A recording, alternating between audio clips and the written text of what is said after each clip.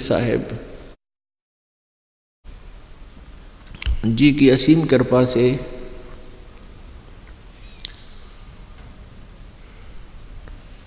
आप जी को यह सत्संग प्राप्त हुआ। जिस लोक में हम रह रहे हैं यह लोक काल भगवान का है और हम अपनी अज्ञानता के कारण इस काल के साथ इस लोक में आ गए। जो हमारे पुण्य थे वो इसने समाप्त करवा दिए।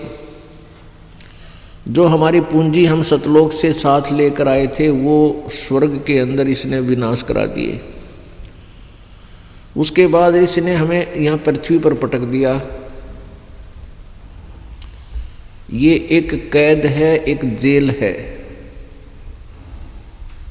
यहाँ पर रोके रखने के विधि तरीके इसके भिन्न हैं और यहाँ इस काल के जेल की 3 जेलर बना रखे हैं इस काल ने, जो हमें यहाँ व्यवस्थित रखते हैं। इनके अपने अपनी एक एक विभाग बांट रखे, जिस कारण से हम यहाँ इतने अज्ञानी हो गए, हमें अपने मूल स्थान की याद भी नहीं रही। इस काल भगवान ने, जिसको यहाँ ब्रह्म बोला जाता है, ब्रह्म कहा जाता है, इस ब्रह्म ने कोरा अज्ञान प्रकाश करवा दिया, अज्ञान का प्रचार करवा दिया, यथार्थ ज्ञान को छुपा दिया। परमेश्वर पूर्ण परमात्मा ने इस काल को 5 वेद दिए थे। 5वां वेद सूक्ष्म वेद है, उसको इसने समाप्त करा दिया, छुपा दिया, नष्ट कर दिया। और 4 वेद यहाँ प्रचार करवा दिए। उन 4 वेदों में वो 4 वेद हैं ऋग्वेद, यजुर्वेद, सामवेद और अथर्ववेद। इन 4 वेदों में केवल ब्रह्म की ही साधना का वर्णन है और जानकारी पूर्ण परमात्मा की है, जो समर्थ है, सर्वशक्तिमान है, जो सबका मालिक है, जिसने सारी सृष्टि रची है। उस परमात्मा के विषय में भी अत्यधिक जानकारी है, लेकिन वे ऑफ वर्शिप, पूजा की विधि इन 4 वेदों में केवल ब्रह्म तक की है। तो इससे सिद्ध है कि ये 4 वेद इनकम्प्लीट हैं, अधूरे हैं। ये अधूरा ज्ञान हमारे को दे दिया और हम इस अधूरे ज्ञान को संपूर्ण ज्ञान मान के, और जैसा भी ऋषि महर्षियों ने निष्कर्ष निकाला अपने ही अनुभव से, उसी को आज तक हम सुनते सुनाते रहे। वेदों में प्रमाण है कि वो परमात्मा स्वयं ही चलकर आते हैं और अपने यथार्थ ज्ञान को वो स्वयं ही अपनी प्यारी आत्माओं को बताते हैं। फिर वो पुण्यात्मा अन्य अपने साथियों को, भाई बहनों को वो यथार्थ ज्ञान कराते हैं। लेकिन काल के दूत, काल के द्वारा प्रेरित संत, ऋषि, महर्षि, मंडलेश्वर, आचार्य, ये उस भ्रमित ज्ञान से अधिक भ्रमित रखते हैं और वो प्रचारक ज़्यादा होते हैं। परमात्मा से परिचित व्यक्ति, पुण्यात्माएं बहुत सीमित होती हैं। तो जिस कारण से वो यथार्थ ज्ञान जन साधारण तक नहीं पहुंच पाया, उसका मूल कारण ये रहा कि पहले सभी अशिक्षित हुआ करते थे। प्रत्येक युग में एक विधान बना दिया था। इन ऋषियों ने अपने आप ही एक विधान बना लिया कि ब्राह्मणों के बच्चे विद्या ग्रहण करेंगे, वो सद्ग्रंथों को समझेंगे और फिर उनका प्रचार, परमात्मा की महिमा अन्य जनता को वो बताया करेंगे। तो इस बात से सभी सहमत हो गए, भी ठीक है, हम व्यवसाय करते हैं, अपना रोजगार में लगे रहते हैं, हमें इतना समय नहीं है पढ़ने का, अच्छी बात है। और जो परमात्मा की कथा प्रचार किया करते थे उनको वो अन्य वर्ण, 3 वर्ण, 4 वर्ण बनाए थे कि ब्राह्मण, वैश्य, अक्षत्रिय और शूद्र। ब्राह्मण वर्ग केवल शिक्षा ग्रहण करता था, 3 वर्ण उन्हीं ब्राह्मण वर्ण से सुने हुए ज्ञान को ही स्वीकार करते थे और उनको दक्षिणा दिया करते थे। ये रूटीन अभी तक चलता रहा। अब वो जितने भी ऋषि थे, ब्राह्मण थे, गुरु थे, वो तत्व ज्ञानहीन थे। क्योंकि ज्ञान कहाँ से प्रारंभ हुआ? ब्रह्मा जी से। ब्रह्मा जी के वंशज ब्राह्मण कहलाते हैं, वो ऋषि महर्षि कहलाए। और ब्रह्मा जी को स्वयं ज्ञान नहीं, ब्रह्मा जी स्वयं वेदों से अपरिचित, क्योंकि वेद, चारों वेद इनकम्प्लीट नॉलेज रखते हैं, इनकम्प्लीट ज्ञान है। और ब्रह्मा जी ने उन्हीं वेदों को पढ़ा और समझा जो इनकम्प्लीट, अधूरा ज्ञान है। और साथ में हठ योग भी करते रहे। तो ब्रह्मा जी से विष्णु जी और ब्रह्मा जी से ही शिव जी ने अध्यात्म ज्ञान को ग्रहण किया। अपुण्यात्मा परमेश्वर की वाणी में आता है कि 3 लोक और भवन चतुर्दश कोई नहीं सत्संगी। सत्संगी का अर्थ होता है जिसके पास सच्चा ज्ञान हो, वो सत्य का साथी। और जिसके पास सत्य ज्ञान नहीं है, वो अधूरा ज्ञान है, तो वो सत्य का साथी यानी सत्संग नहीं रखता। परमात्मा कबीर जी ने अपनी वाणी बताया, सुर नर मुनि जन 33 करोड़ी, बंधे सभी काल की डोरी। सुर देवता, नर आम व्यक्ति, और मुनिजन ये ऋषि महर्षि, कहते ये सभी काल की डोरी से बंधे हुए हैं। ये काल के ज्ञान से परिचित हैं। ये ब्रह्म को सुप्रीम पावर मानकर ओम नाम के जाप का सिमरन ध्यान करते रहे। और कुछ एक ऐसे रहे जो केवल अपने निष्कर्ष से, अब ज्ञान कैसे बिगड़ा?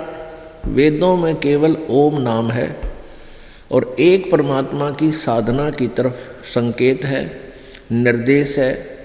फाइनल है कि एक ही भगवान है जो सर्वशक्तिमान है, उसी की पूजा से पूर्ण मोक्ष होगा। और उस वही पूजा के योग्य है, वही मोक्षदायक है, पाप कर्म नाशक है। साथ में ये भी लिखा है कि ओम नाम जो है ये सिमरन करना चाहिए, ये ब्रह्म का जाप है। तो ऋषि महर्षि उसको ठीक से ना समझकर ओम नाम को पूर्ण परमात्मा का मानकर इस ब्रह्म को कहीं परब्रह्म बोलते हैं, कभी इसको कहीं पूर्ण ब्रह्म बोलते हैं, कहीं अक्षर ब्रह्म बोलते हैं। लेकिन ये ओम मंत्र केवल ब्रह्म का है, जिस कारण से उन्होंने साधनाएं करते हुए भी कुछ उपलब्धि नहीं हुई। फिर जब ओम नाम के जाप से हठ योग करने से प्रभु प्राप्ति नहीं हुई तो फिर विचलित हो गए। अपने अनुभव से बता दिया कि परमात्मा निराकार है, जबकि वेदों में और सदग्रंथों में और जिन महापुरुषों ने परमात्मा का साक्षात्कार हुआ उन्होंने बताया कि परमात्मा साकार है, मनुष्य सदृश्य है। लेकिन उनका तेज, उनके शरीर की जो चमक है वो असाधारण है। लेकिन है मनुष्य जैसा ही। तो पुण्यात्माओं, इस प्रकार फिर ये उस साधना को छोड़कर अन्य साधनाएं करने लगे, और जिसको जैसा भी अनुभव हुआ उसी को आधार मानकर उन्होंने अपना कोई इष्ट चुनकर साधनाएं करते रहे और काल के जाल में फंसे रहे। अब आपको थोड़ी सी झलक देंगे श्रीमद् देवी भागवत से। यह है श्रीमद् देवी भागवत।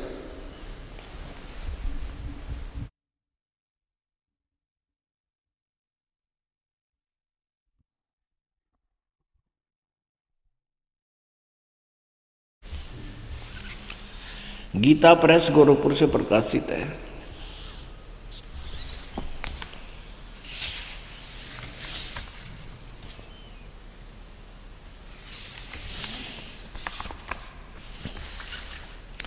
संपादक हनुमान प्रसाद पोदार, चिमन लाल गोस्वामी।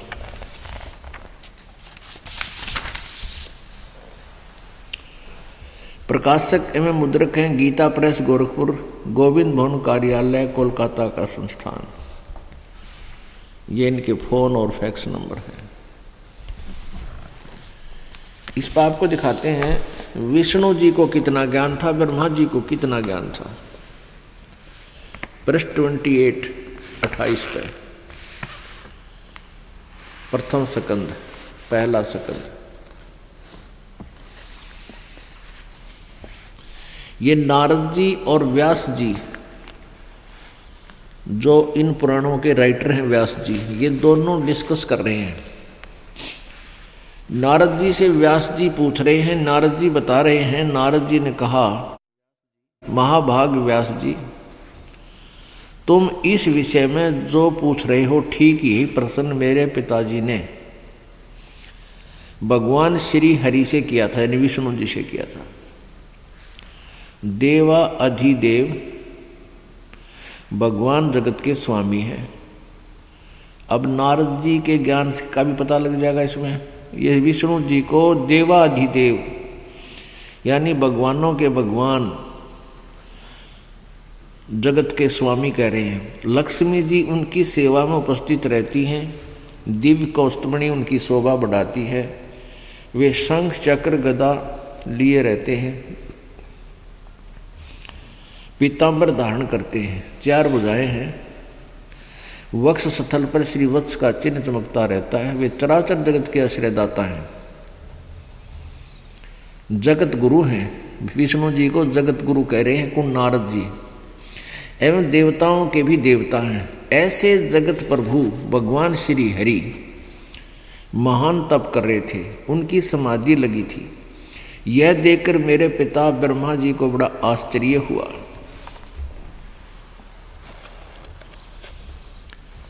अतः उन्होंने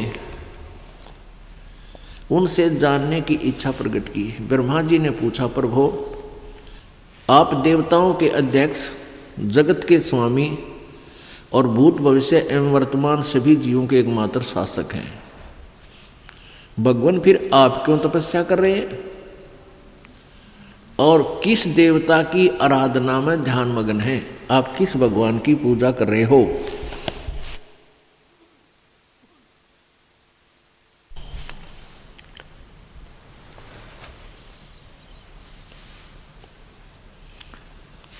मुझे असीम आश्चर्य तो यह हो रहा है कि आप देवेश्वर एवं सारे संसार के शासक होते हुए भी समाधि लगाए बैठे हैं।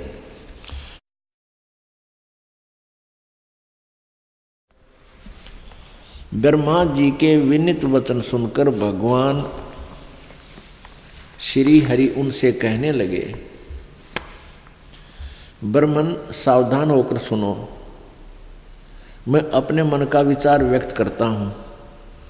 देवता दानव मानव सब यही जानते हैं कि तुम सृष्टि करते हो, मैं पालन करता हूँ और संकर संहार किया करते हैं, किंतु फिर भी वेद के पारगामी पुरुष अपनी युक्ति से यह सिद्ध करते हैं कि रचने, पालने और संहार करने की यह योग्यता जो हमें मिली है, इसकी अधिष्ठात्री शक्ति देवी है।